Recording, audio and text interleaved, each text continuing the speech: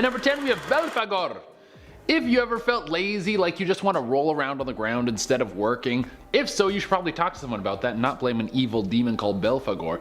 But this dude is one of the main henchmen of the evil sin Sloth. You know Sloth, just laying around all day, watching the worst commercials in between episodes of Maury and Judge Judy. Trash TV really is the best. Sloth will send this dude out to make sure you never get up from the couch and become a blob that should be cranked out of their home on some sort of crane or something like that. Also, something Belphegor will do will tempt you with getting rich. The temptation of money with no work. Oh my god, this guy invented the original pyramid scheme. Like all those ads you see where guys like, you want to make money? You want to make $10,000, $50,000, $100,000 all right from home? This guy did the first one of those.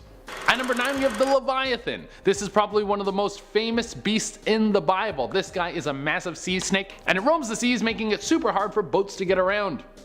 It can swallow them up in just one bite. Sorry, those headphones you ordered from China, they aren't gonna make it because some big old water snake ate them and now you're gonna have to listen to music on the subway from the speakers like some sort of psychopath. Side note, when we see people doing that on the subway, we should just all blast music from our phones at them so it drowns out that annoying person. Jesus, who does that? What kind of weirdo does those things? Anyways, back to the monster. It's said that it has multiple heads, skin so thick that no weapon can pierce it, and a heart made of a material harder than stone. It's safe to say that this thing is hard to kill. Some saints have said that the Leviathan is a demon attached to the deadly sin envy. I don't know what this creature has to be envious about. Maybe deep down inside he just wants to be a dude that just has 2 legs and walks around. He's like Little Mermaid syndrome. At number 8 we have Nephilim. Now there are 2 popular interpretations of these demons and I'm going to give you both of them and then you can fight in the comments over which one is right so I can get a little entertainment. Now one of the translations of Nephilim is fall, suggesting that it could mean fallen angels for those who made it up to heaven or who God created and then they fell to earth because they were being bad, which I didn't even know was a thing. I thought once you made it to heaven you were scot-free. Like you have to keep being good once you're there. When do you get to start being bad? This is such a raw deal. You're better off just trying your luck in hell. At least you could be yourself there. The other interpretation of Nephilim is giant, suggesting that there might have been giants walking the earth eating people. Either way, you do not want to run into these dudes. At number 7 we have the Noonday Demon. This is more of a metaphor than a demon, but in some cases it has been personified as an actual being. Basically the Noonday Demon is a creature that will come in at midday and try to distract you from all the stuff you want to do, like ooh look at my hands. Really this is just how people feel after lunch. Back in the day when the Bible was written, noon was the hottest time of day. You wouldn't want to work, you would just want to lay around and have a nice little siesta. There's nothing wrong with that. Taking a little snooze and then getting up later when it's cooler and then getting back to work. I don't know if the Noonday Demon is a bad guy or an innovator. At number 6 we have Adramelech. Okay, hell seems pretty bad, but it seems like you might be able to get an amazing job down there. Like Adramelech. He is the Chancellor of Hell, and I have no idea what that means, but it sounds really cool. Like if a guy handed me a business card with Chancellor of Hell on it, I would think he's like does cool business stuff. His body is apparently the face of a mule, and he has the tail of a peacock, and the body of a human, which means he has amazing abs. And if that wasn't enough for you guys, he's also in charge of picking the devil's clothes. This guy has the best fashion sense in all of hell. Like think about all the people who are in hell. There are billions. And this dude knows fashion better than any of them. I know he's an evil demon, but I would want him to at least pick out one outfit for me. Just one, so I could look fire for an event. Like go to the Met Gala or something. Be like, dude, just one. I'll sell my soul, I swear to God. At number 5 we have succubuses. Succubi? Probably the sexiest of the demons. Succubus has one goal and one goal only. She wants to get in your pants and play with your ding dong and then suck out your life force. Sounds like a fun way to die, but I promise you it's super spooky and you won't like it. A succubus feeds off your energy and will slowly make you sick, deteriorate your mental health, and eventually lead you to death. Really, this just sounds like regular dating. It's so close to regular dating that I've made a list of pointers for you to know if you're dating a succubus or a real person. Starting off, does the person have hooves instead of feet? When they blink, do their eyelids move sideways? Do they have sharp claws or teeth? And most importantly, when you hang out with them, do you feel emotionally drained and then need a nap? If she checks off all these marks, well then she's a nice lady and you should keep seeing her.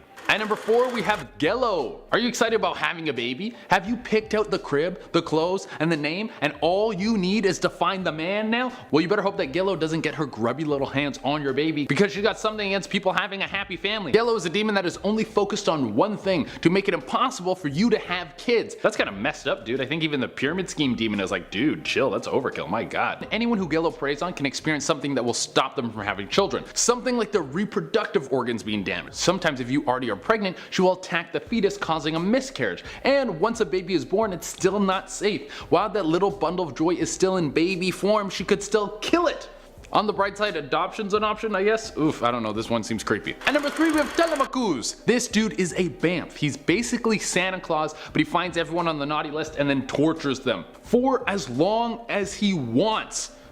Some people think that this dude is actually the devil himself, while other people think he's just the embodiment of horror. Basically, if you do anything against God, like have an abortion and then have sex with a bunch of people, this dude pops up and will just start to ruin your day. So just be good in the eyes of God, or don't. I make top 10 lists. I'm not here to tell you how to live your life. At number 2 we have the Demogoron. This name has been popularized thanks to the hit Netflix series Stranger Things. It is the Lord of the Underworld. But in the Bible version, it is much more powerful. He has dominion over fate in hell. What does that mean exactly? Well, he's basically the regional manager of hell. Like once a year, he holds a big meeting where all the lesser demons come in and he lets them know what the goals are for the year. Like spread hate, possess people, torment children, kill the Pope. Let's get on that one, guys. We're really short on that one. And once he's given out all his orders, they fly out and make the world a more hellish place. This guy makes 7 figures for sure.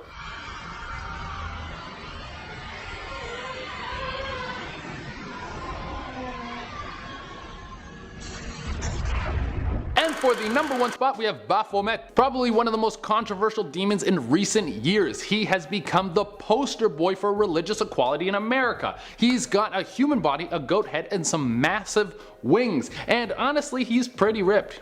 This guy works out for sure. Also, Baphomet can be whatever gender you want. Sometimes Baphomet is depicted as a man, while other times a lady, and sometimes cross in between. He represents all satanic values, the ability to indulge in all the 7 deadly sins, to truly enjoy life without abstaining from anything, and the freedom to wear as much black lipstick as you want. Some people think that he is worshipped by secret groups of the elite like the Freemasons and the Illuminati. They love the devil god because they believe he has chosen them to indulge in all the bodily pleasures above everyone else. A great story about Baphomet is how the Church of Satanism wanted to erect a statue of him in the Oklahoma state capitol because the capitol erected monuments of the 10 commandments. That is religious equality. At number 10 we have Asmodeus. This guy is one of the big wigs in the boiler room down under. If you were to venture down into hell, you would see this guy's name posted on everything. He is one of the 7 princes of hell. You don't get that title from just sitting on your butt all day. This guy is a workhorse. He is said to represent one of the 7 deadly sins,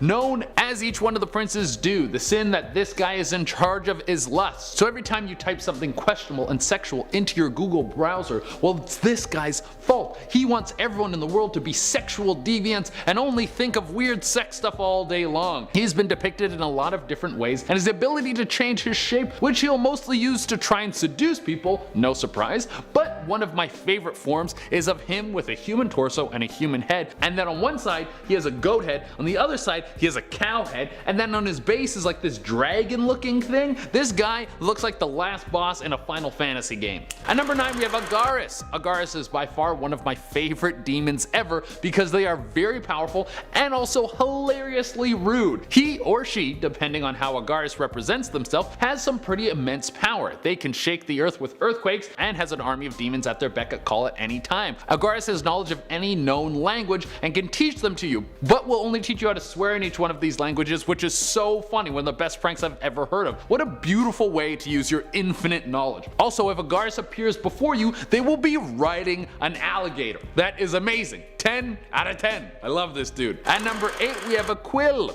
This guy has one mission and one mission only: to destroy the holy day known as the Sabbath. You know how you like to spend all Sunday just hanging out, not doing anything, usually watching so much trash TV and eating so much junk that you question whether or not you're a functioning member of society? Well, this dude would like to take that and change the holy day of rest and make it into a day where you don't get to rest at all, where you would have to work and do stuff. Are you kidding me? That sounds awful. If anything, we need like 3 more Sabbath days. We need to bring in all the robots so only have to work 1 day a week. That's what I want. Alright, at number 7 we have Belial. Now there is a lot of interpretations of this guy. In some texts it would seem that he is the devil himself. Not a bad gig, I'm sure it comes with a lot of perks and a ton of benefits. But there are other depictions where he isn't Lucifer himself, but he is the right hand man of the Prince of Darkness. The guy you would send out to make trouble and probably trick people into a fiddle competition or something like that. One of Belial's more famous stories is of him as a woodcutter who would trick people so he could steal money, time, and even goods from them. Throughout most of the Hebrew and Christian texts, Belial's name is synonymous with worthless. That is pretty harsh, but that's what you get when you are a bad dude. If you want people to be nice to you, you should be nice to people. At number 6 we have Incubus. So on the last list we had a succubus. That's a lady demon that will come into your bed and touch you in your no-no place and steal your life force. Well, an incubus is basically just the male version of this, doing the same thing but preying on women. They look for sleeping women and try to tempt them with sexual things, probably like an F-boy. I wouldn't be surprised if an incubus slid into your DMs and was like, "You up?" But unlike most players on the scene, this guy will text you back, and don't let that tempt you. It's not because he's nice, it's because once people find out you're a soul-sucking demon, they don't really want to hang out with you anymore, so he'll try to get anything he can. Well, just like a succubus, an incubus's goal is to visit you again and again, because even though they may seem sexy and have pectorals so firm you could raise a family on them, they are going to be sucking out your life force every time they visit you. You will slowly see your body degrade until you become weaker, and then one day you just straight up die. I'm starting to think that an incubus and a succubus are just metaphors for what happens when you date a loser. At number 5 we have Gurget. This demon has to have one of the best superpowers that you don't usually see come up in comics. He has the ability to open all locks. So you know that super long complex password you have on your computer so no one can look at your search history? Well, this dude already knows the password and he's looking through all the weird stuff that you like right now. Honestly, he probably likes it because he's a demon. There isn't too much that has been written about Gurget. He's kind of in the background the whole time, but in some faiths it's believed that he brought the concept of the lock to humans as a way to make them more greedy by locking away their goods. At number 4 we have Devos. I think if I just say it like with a weird accent it just sounds more correct. When your name is synonymous with destruction and terror, you know you have been up to no good. No one is gonna name their baby Devos anytime soon, just like how you don't see little Adolfs running around. Imagine being so awful you ruin a name, and like in Hitler's case you also ruin a mustache. Devos has sometimes been seen as a protector of the underworld, so if you wanted to fight your way into hell for whatever reason, then you would have to pass a literal god of destruction. He has a power to control nature, mainly anything to do with the force, so he could summon an army of Ents to come after you and then rip your body into shreds. That doesn't sound like a fun Friday night if you ask me. At number 3 we have Mammon. You know when you're playing Monopoly and then you get this urge to steal from all your friends and watch their lives fall into poverty as you become rich and live out your plastic hotel dreams? Well, that could be because this dude has been whispering in your ear and trying to get you to be a greedy little baby. Mammon is one of the 7 princes of hell and he is in charge of the deadly sin greed. It's said that he has an endless amount of wealth which he adds to by getting humans to do his bidding. He will find those who have weak wills and crave material wealth, and he will trick them into doing things that give him more money. Whatever you do for this guy, he always takes 15%. Think of him as a big dragon sitting on a pile of gold. He is literally the greediest thing that has ever existed. He has been depicted in many different ways, usually as an older man, but sometimes as a large cloaked creature with a vulture's head, which makes sense. This guy would be a scavenger preying on the weak for more money. But my favorite depiction of him is the one that I have here from DC Comics. This dude has gold earrings, gold chains, and gold nipple rings. You know you hit a new level of wealth when you have gold coming out of your nipples. At number 2 we have Beelzebub. This has to be the best named demon of all time. Beelzebub is just so fun to say. I would name my pet Beelzebub if I wasn't worried about the devil actually getting into the animal soul and then having a whole Cujo situation. I wouldn't even be able to put him down, I just love dogs too much. But it makes sense that Beelzebub is making me want to steal his name because he is the demon that represents the deadly sin envy. When you're good at your job, you gotta get recognized, even when your job is temptation. Beelzebub is considered one of the most powerful demons in all of hell. He is in charge of every single demon under him. Even some of the other princes answer to this guy. There is even a story in which Beelzebub led a revolution against the devil himself and was able to overcome the king of the underworld. What does a revolution in hell even look like? What do you guys fight for? Like, we want the lake of lava turned down a few degrees, it's too hot. That's the point. And for the number 1 spot, we have Satan. I left him off of the part 1 list because I thought it was a little too on the nose, but if you're gonna put the devil on a list of demons that are the best demon from the Bible or the scariest demons, then he's gotta be the number 1 spot. So who is the boogeyman who loves the world of fire and brimstone? Well, he's been depicted in all sorts of film and television as this big evil dude, but the Bible has just told us that Satan actually started as one of God's best angels, and his name was Lucifer. He was the best and brightest, the most handsome. Every angel wanted to be like him, and I guess he let this get to his head because he challenged God for his spot at the top of the mountain. And God, being God, doesn't tend to put up with people trying to take the spotlight from him, so he kicked his top dog out of heaven and casted him down to earth. Now Lucifer hated God, and because of this he had an immense hatred for all of God's favorite playthings, human beings. So he was like, I'll ruin all of these little dudes by tempting them with stuff that God doesn't like, and they will forever be in a struggle between good and evil. I will suck their souls into my world, which will be way cooler than heaven. It'll have a slide and mini donuts, and everyone's gonna think I'm the popular one. Starting off this list, in our number 10 spot, we have Furfur. Furfur is a fallen angel turned demon who is the 34th of the 72 spirits of Solomon. He is the Earl of Hell and has 26 legions of demons who listen to his every command. If one is summoning him, they must do so within the magician's triangle, or else he will not speak, and if he does, none of it will be truthful. He appears as a deer with a fiery tail, unless in the triangle, where he will appear as an angel, but he speaks with a rough and hoarse voice. Furfur has the ability to raise thunder, lightning, and powerful winds, and he also apparently causes love between a man and a woman, which doesn't seem all that bad, but everything I read about him references it in a negative way. When he is trapped within the triangle, he will tell secrets of divine things. Coming in at number 9, we have Seraphim. Seraphims are flying serpents. Need I say more?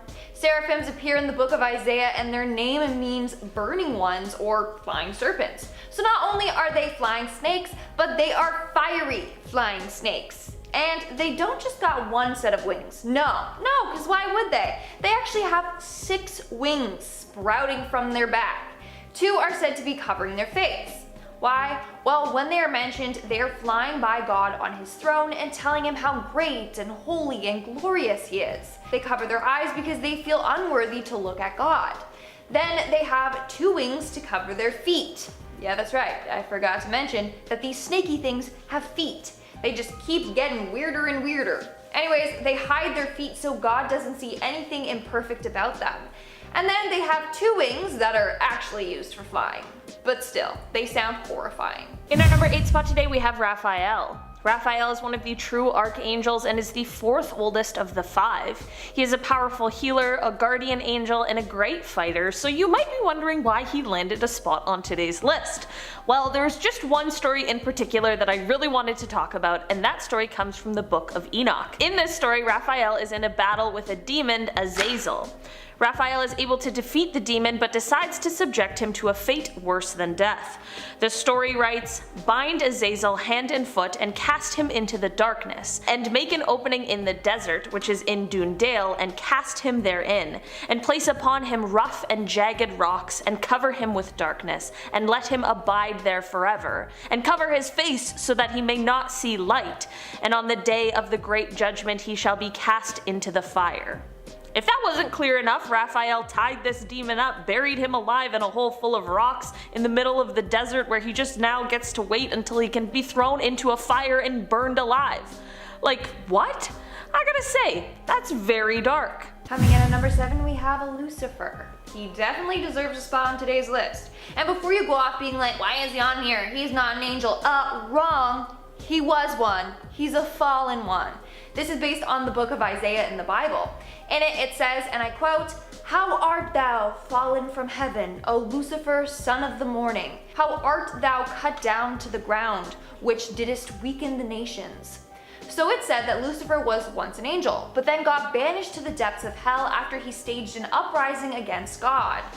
I mean, I think it's pretty obvious as to why he's terrifying and on today's list. I mean, he rules hell and has an army of sinners and demons at his disposal. He then sends them to earth to terrorize humans and tempt them into committing sin.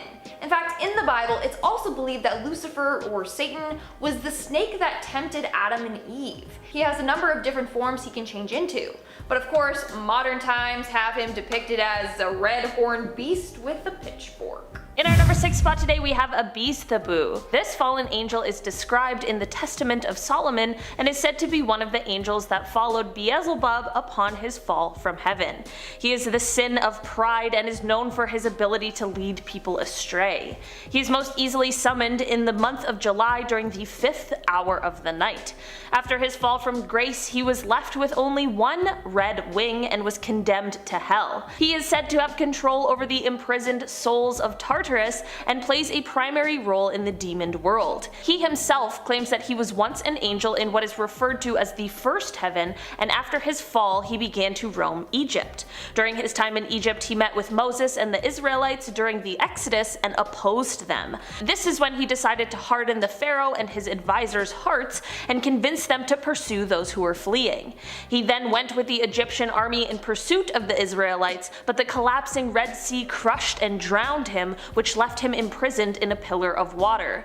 Despite being trapped, Beelzebub says that he will return for conquest. We're now at our 5th and halfway mark with the cherubs.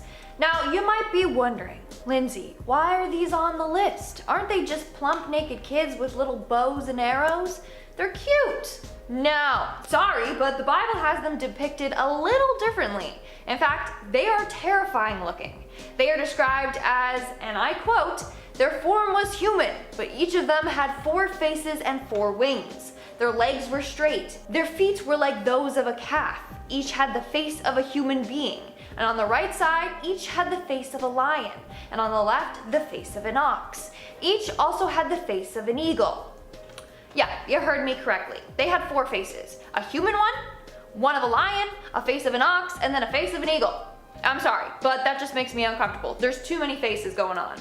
But wait, that's not all. Each head had its own set of wings, and they appear to be on fire. So they're just a weird human-animal hybrid thing that's on fire. Can't forget the fire part. But wait, it gets worse. In Ezekiel 10:8, it claims that their backs, hands, wings, and their whole body were covered in eyes. That concerns me. Why do they need that many eyes? Imagine summoning that thing. Like, its appearance alone would just scare the crap out of you. No thank you.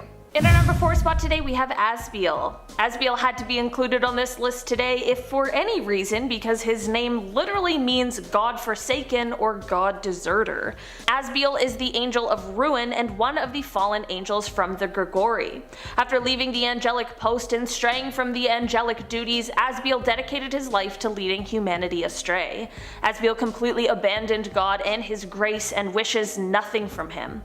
Asbiel believes that God is basically just another common celestial who has hoarded all of the power at the expense of the rest of creation. During and after his fall, Asbiel questioned why God wouldn't just completely remove any evil and malice in the hearts of his creations, and this led to him believing that God was a tyrant who only cared about worship and praise. Coming in at number 3, we have Samael. First off, Samael's name literally means the venom of God, the poison of God, or blindness of God. Pretty intense for an angel, right? Well, he's not just any angel. No, he's an archangel of death. He killed people under God's orders.